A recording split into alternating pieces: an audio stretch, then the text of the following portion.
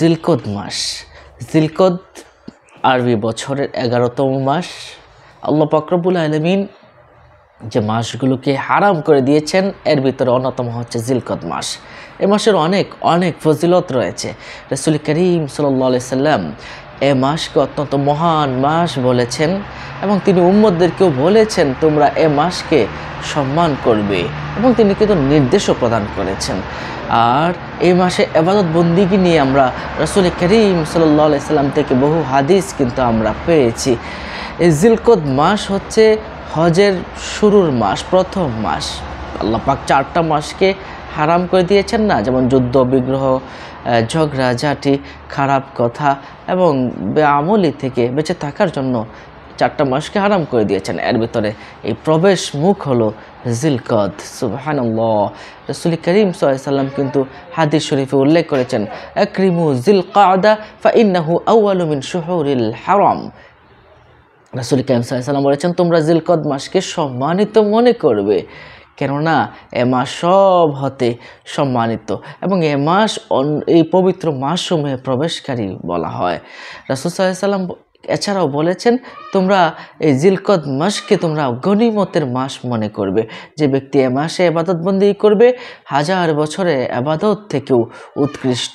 এবং এটা কিন্তু আমরা ইবাদত বন্দেগীর কথা বলেছি, ইবাদত বন্দেগীর ক্ষেত্রে আমরা নামাজের কথা যদি আরও বলি, হাদিস শরীফে এসেছে যে ব্যক্তি প্রথম রাতে, জিলকদ মাসের প্রথম রাতে 4 রাকাত নামাজের প্রত্যেক রাকাতে সূরা ফাতিহার পরে 20 বার সূরা ইখলাস পাঠ করবে, আল্লাহ তাআলা তার জন্য বেহেশতে লাল ইয়াকুতের বাড়ি বানিয়ে দিবেন জান্নাতে। সুবহানাল্লাহ। এবং তাকে জৌহরের সিংহাসন দিবেন। প্রত্যেকটা জৌহরের সিংহাসনে একজন করে হুর বসা থাকবে, আর হুরদের কপাল এত সুন্দর থাকবে সূর্যের চেয়েও অধিক আলোক উজ্জ্বল থাকবে। সুবহানাল্লাহ। তাহলে আমরা আরেকটা হাদিস পাই নামাজের বিষয়ে। জিলকদ মাসের প্রত্যেক রাতে 2 রাকাত নফল নামাজ আদায় করলে, সূরা ফাতিহার পরে সূরা ইখলাস 3 বার করে পাঠ করলে তার আমল নামায় একজন শহীদের সওয়াব এবং একজন হজকারীর সমান সওয়াব তার আমল নামায় লিখে দেওয়া হয়। নামাজের বিষয়ে আরেকটা হাদিস উল্লেখ না করলে নয়। রাসূল সাল্লাল্লাহু আলাইহি সাল্লাম বলেছেন যে ব্যক্তি জিলকদ মাসে শুক্রবার 4 রাকাত নফল নামাজের প্রত্যেক রাকাতে সূরা ফাতিহার পর সূরা ইখলাস 25 বার পাঠ করে আল্লাহ তাকে একটি হজ ও উমরার সওয়াব লিখে দেন। সুবহানাল্লাহ, সুবহানাল্লাহ। বৃহস্পতিবারেও একটি আমলের কথা এসেছে জিলকদ মাসে।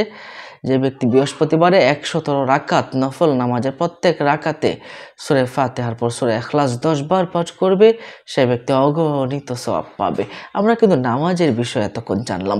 এবারে আসুন আমরা রোজার বিষয়ে আমরা একটু জেনে নেই।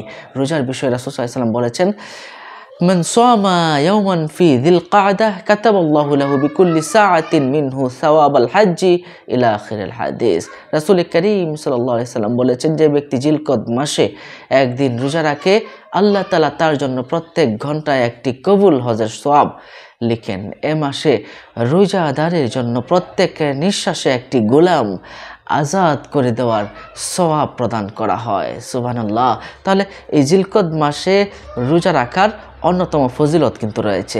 যেমন রোজা আপনি রাখতে পারেন প্রত্যেক সোমবারে, আর সোমবারের রোজা সম্বন্ধে রাসূল সাল্লাল্লাহু আলাইহি সাল্লাম বলেছেন জিলকদ মাসে সোমবারের রোজা 1000 বছরের ইবাদতের চেয়ে উৎকৃষ্ট।